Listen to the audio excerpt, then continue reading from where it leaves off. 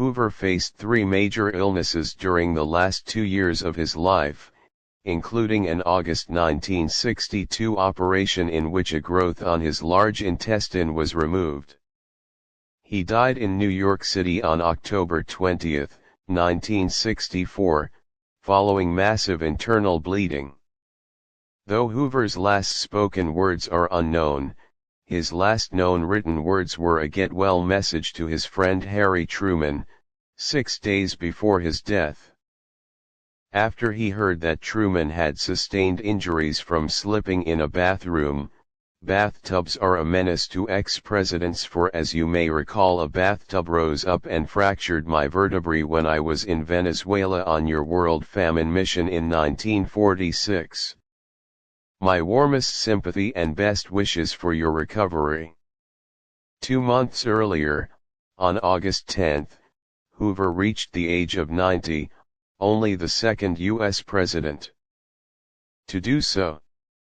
When asked how he felt on reaching the milestone, Hoover replied, "Too old." At the time of his death, Hoover had been out of office for over 31 years. This was the longest retirement in presidential history until Jimmy Carter broke that record in September 2012. He was also the oldest-lived Republican president until Ronald Reagan surpassed him in 2001. Hoover was honored with a state funeral in which he lay in state in the United States Capitol Rotunda. President Lyndon Johnson and First Lady Lady Bird Johnson attended, along with former Presidents Truman and Eisenhower.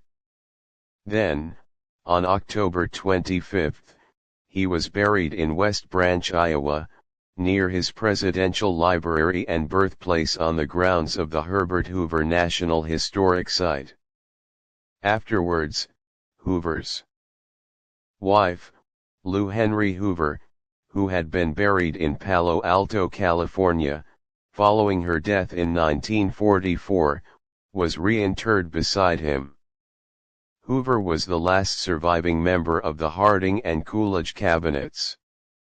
John Nance Garner was the only person in Hoover's United States presidential line of succession he did not outlive.